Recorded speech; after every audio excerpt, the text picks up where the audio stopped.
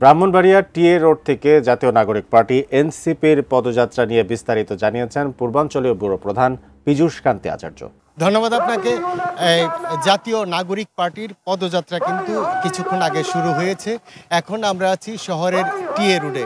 পদযাত্রায় আমরা দেখেছি কিন্তু অনেক উৎসুক জনতাও আছে এবং এনসিপির নেতাকর্মীরাও কিন্তু এখানে রয়েছে।